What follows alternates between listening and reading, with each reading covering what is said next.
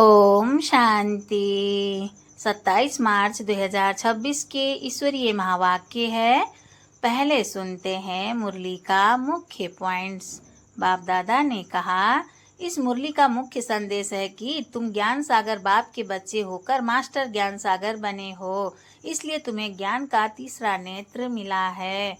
Next point है, यही तीसरा नेत्र तुम्हें त्रिनेत्री, त्रिकालदर्शी और त्रिलोकीनाथ बनाता है, यानी तीनों काल और तीनों लोक का ज्ञान हो जाता है।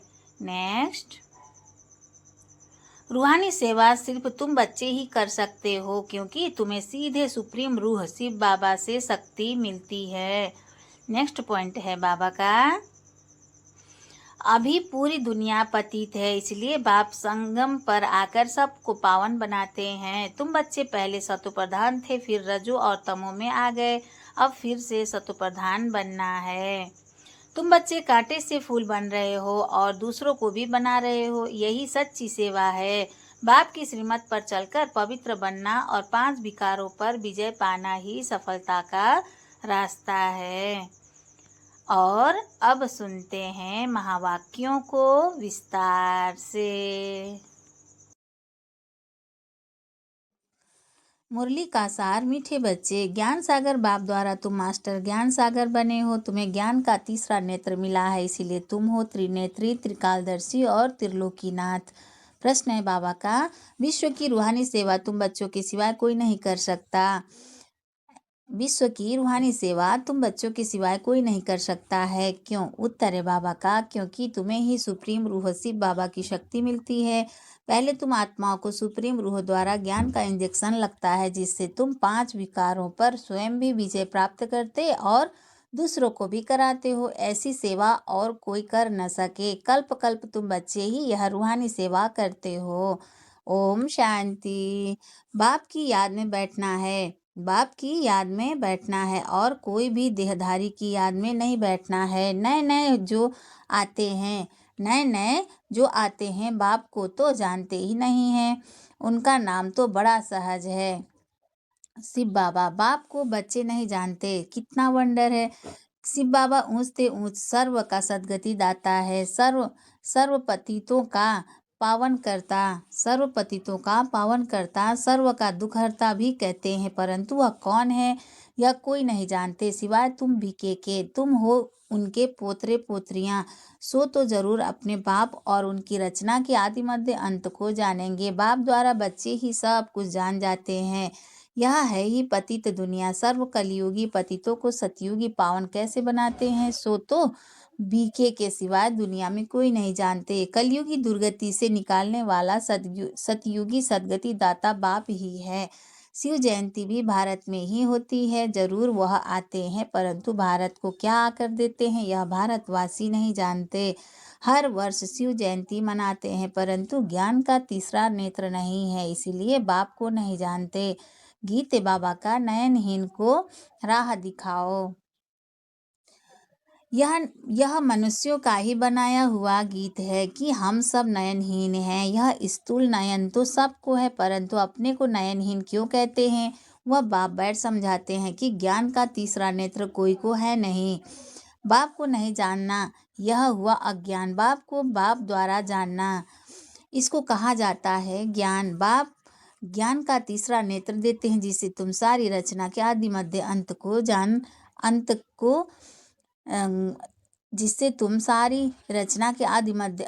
जानते हो। ज्ञान सागर के बच्चे तुम मास्टर ज्ञान सागर बन जाते हो। तीसरा नेत्र माना ही त्रिनेत्री, त्रिकालदर्शी, त्रिलोकीनाथ बन जाते हो। भारतवासी यह नहीं जानते कि यह लक्ष्मी नारायण जो सतयुग के मालिक थे, इनको यह वर्षा कैसे मिला, वह कब आए, फिर कहाँ गए, फिर कैसे राज्य लिया, कुछ भी नहीं जानते हैं। यह देवताएं पावन है ना, पावन तो जरूर बाप ही बनाएंगे। तुम भारतवासियों को बाप बैठ समझाते हैं। जो देवताओं को शिव को मानते हैं, शिव का जन्म भी भारत में हुआ है। ऊंचते ऊंच है भगवान, शिव जयंती भी यहाँ मनाते हैं। जगत अम्बा, जगत पिता ब्रह्मा और सरस्वती का भी जन्म यहाँ ही है। लक्ष्मी नारायण का जन्म भी यहाँ ही होता है। वही राधे कृष्ण हैं। यह भी भारतवासी नहीं जानते। कहते हैं पतित पावन आओ तो जरूर सब पतित हैं। साधु संत ऋषि मुनि आदि सब पुकारते हैं कि हमको पावन बनाने आओ। दूसरे तरफ कुंभ के मेले आदि में जाते हैं पाप धोने, समझते हैं गंगा पतित पावनी है। पुकारते हैं कि पतित पावन आओ, तो मनुष्य किसको कैसे पावन बना सकते। पाप समझाते हैं तुम पहले देवी देवता धर्म के थे तो सब पावन थे, अभी पतित हैं। कहते हैं कि राह बताओ प्रभु, तो कहाँ की राह। कहते हैं बाबा जीवन मुक्ति की राह बताओ। हमारे में 5 विकार हैं बाबा, हम सब स्वर्ग में थे। बाबा हम सब स्वर्ग में थे तो निर्विकारी थे, अभी विकारी पतित बन पड़े हैं, इसका कुछ राज तो समझाओ। यह कोई दंत कथाएं नहीं है, बाप समझाते हैं श्रीमद् भगवत गीता अथवा परमात्मा की सुनाई हुई गीता है। पतितों को पावन बनाने वाला है निराकार भगवान। मनुष्य को भगवान नहीं कह सकते। बाप कहते इतने बड़े बड़े गुरु होते भी भारत इतना पतित कौड़ी जैसा क्यों बना है। कल की बात है कि भारत खंड स्वर्ग था। कल की बात है कि भारत खंड स्वर्ग था। बाबा ने भारतवर्ष को स्वर्ग की सौगात दी थी। भारतवासी पतितों को आकर राजयोग सिखलाए पावन बनाया था। अब फिर बाप बच्चों के पास आया है सेवाधारी बन। बाप है रूहानी सेवाधारी, बाकी तो सब मनुष्य मात्र हैं जिस्मानी सेवाधारी। सन्यासी भी जिस्मानी सेवाधारी हैं।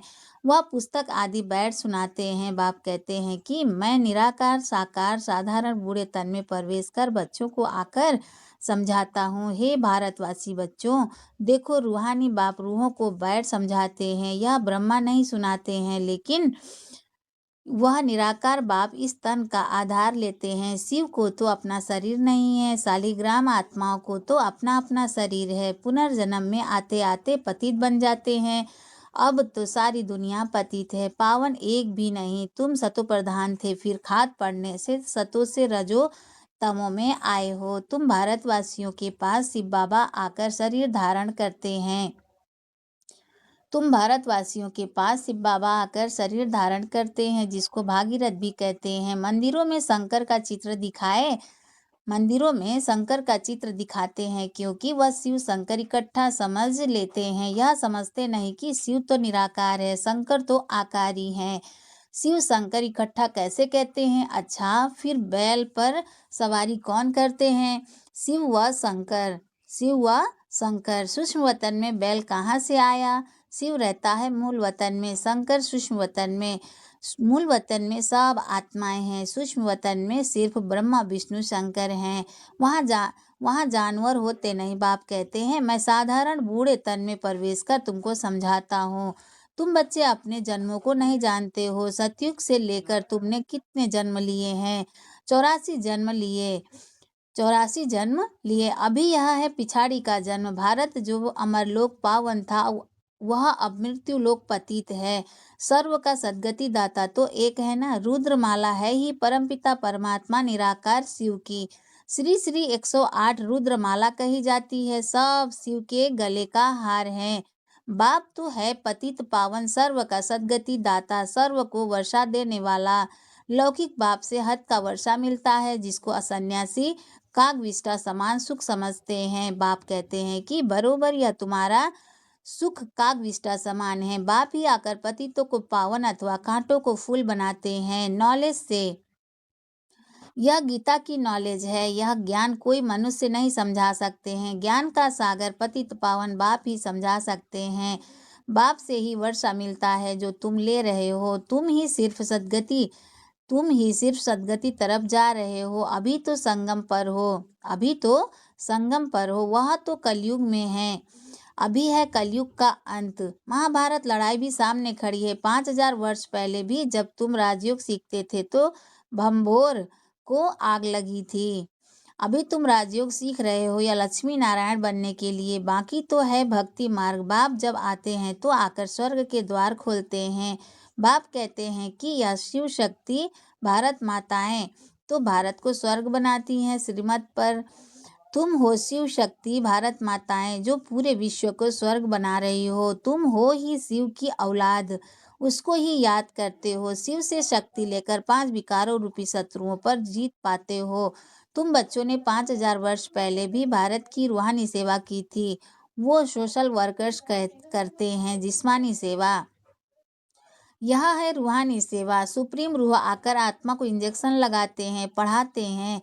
आत्मा ही सुनती है। तुम आत्माएं हो। तुम ही 84 जन्म लेते हो, एक शरीर छोड़ दूसरा लेते हो। 84 जन्म ले 84 माँ बाप बनाए हैं। सतयुग त्रेता में तुमने स्वर्ग के सुख पाए। सतयुग त्रेता में तुमने स्वर्ग के सुख पाए। अब फिर बेहद के बाप द्वारा सुख का वर्षा ले रहे हो। बरोबर भारत खंड में यह लक्ष्मी नारायण का राज्य था। वहाँ दैत्य आदि कोई नहीं थे। तुम जानते हो अभी इस पुरानी दुनिया को आग लगनी है। मैं आकर ज्ञान ज्ञान यज्ञ रचता हूँ। तुम सब पवित्र देवता बनते हो। हजारों हैं जो देवता बनने का पुरुषार्थ कर रहे हैं। बाप आया है बच्चों की सदगति करने। तुम बच्चों को कांटों से फूल बना रहे हैं। तुमको ज्ञान का तीसरा नेत्र दे रहे हैं, जिससे तुम सारे ड्रामा को शिव बाबा का क्या पार्ट बजता है सब जानते हो। ब्रह्मा और विष्णु का कनेक्शन क्या है वह भी जानते हो। वे दिखाते हैं कि विष्णु की नाभि से ब्रह्मा निकला। ब्रह्मा ही जाकर विष्णु बनते हैं। ब्राह्मण सो फिर देवता। विष्णु से ब्रह्मा बनने में 5,000 वर्ष लगा। विष्णु से ब्रह्मा बनने में 5,000 वर्ष लगा। यह तुमको ज्ञान है। तुम ब्राह्मणों के नाभि कमल से विष्णुपुरी प्रकट हो रही है। तुम ब्राह्मणों के नाभि कमल से विष्णुपुरी प्रकट हो रही है। उन्होंने तो चित्र बनाया है कि विष्णु की नाभि से ब्रह्मा निकला, फिर सभी वेदों शास्त्रों का सार सुनाया। अब तुम ब्रह्मा द्वारा सारा सार समझते हो। बाप कहते हैं मुख्य धर्म शास्त्र है 4। पहले दैवीय धर्म का शास्त्र है गीता। गीता किसने गाई? शिव बाबा ने। ज्ञान सागर पतित पावन सुख का सागर शिव बाबा है। उसने भारत खंड को स्वर्ग बनाया, न कि श्री कृष्ण ने। श्री कृष्ण तो मेरे द्वारा ज्ञान सुनकर फिर श्री कृष्ण बना, तो यह गुप्त बात हुई ना। नए नए बच्चे इन बातों को समझ न सके। शिव बाबा ने स्वर्ग की स्थापना की। उससे यह लक्ष्मी नारायण राज्य करते थे। अब तुम मनुष्य से देवता बन रहे हो। बाप कहते हैं इस मृत्यु लोक दुख धाम में तुम्हारा अंतिम जन्म है। भारत अमर लोक था, वहाँ दुख का नाम नहीं था। भारत परिस्तान था, अब कब्रिस्तान बना है, फिर परिस्तान होगा। यह सब समझने की बातें हैं। यह है मनुष्य से देवता बनने की पाठशाला। यह कोई सन्यासियों का सत्संग नहीं है जहाँ शास्त्र बैठ सुनाते हैं। इन बातों को नया कोई समझ न सके जब तक 7 दिन का कोर्स नहीं किया है। इस समय भक्त तो सब मनुष्य मात्र हैं। उन्हों की आत्मा भी याद करती है। परमात्मा एक मासूक के सब आशिक हैं। बाप आकर सचखंड बनाते हैं। आधा कल्प के बाद फिर रावण आकर झूठ खंड बनाते हैं। अभी है संगम। यह सब समझने की बातें हैं। अच्छा मीठे मीठे सिकिलधे बच्चों प्रति माता पिता बाप दादा का याद प्यार और गुड मॉर्निंग। रूहानी बाप की रूहानी बच्चों को नमस्ते। हम रूहानी बच्चों की रूहानी माता पिता बाप दादा को याद प्यार गुड मॉर्निंग। नमस्ते बाबा, नमस्ते बाबा, नमस्ते बाबा।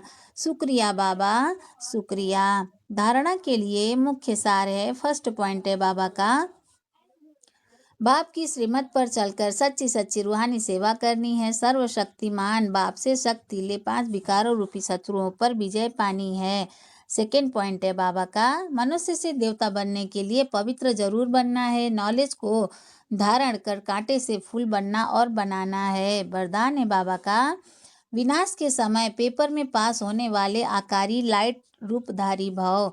विनाश के समय पेपर में पास होने वाले आकारी लाइट रूपधारी भव। विस्तार, विनाश के समय पेपर में पास होने व सर्व परिस्थितियों का सामना करने के लिए आकारी लाइट रूपधारी बनो।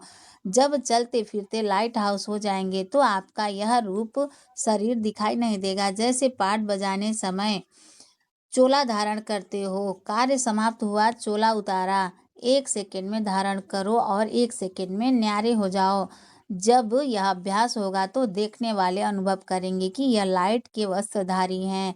लाइट ही इन्हों का श्रृंगार है। स्लोगन है बाबा का, उमंग उत्साह के पंख सदा साथ हो तो हर कार्य में सफलता सहज मिलती है। अव्यक्त इशारे हैं बाबा का, निश्चय के फाउंडेशन को मजबूत कर सदा निर्भय और निश्चिंत रहो। विस्तार, बाप सर्वशक्तिमान है, तो उसका हाथ पकड़ने वाले पहुँचे कि पहुँचे, यह फेत रखो। चाहे खुद भले कमजोर भी हो लेकिन साथी तो मजबूत है ना, इसलिए पार हो ही जाएंगे। सदा ऐसे निश्चय बुद्धि विजयी रत्न है, इसी स्मृति में रहो। बीती सो बीती, बिंदी लगाकर आगे बढ़ो। विशेष नोट है आज का।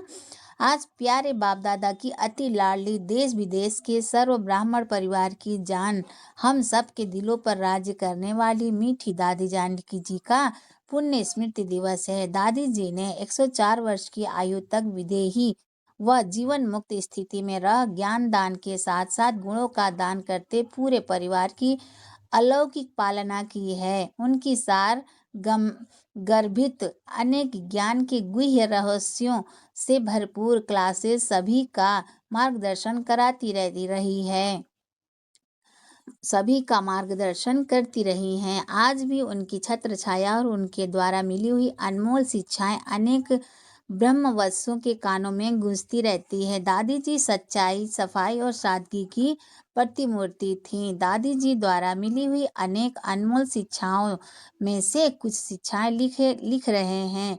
सभी इन्हें आत्मसात करना है, सभी इन्हें आत्मसात करना है। पहला नंबर है दादी जानकी जी के पॉइंट्स।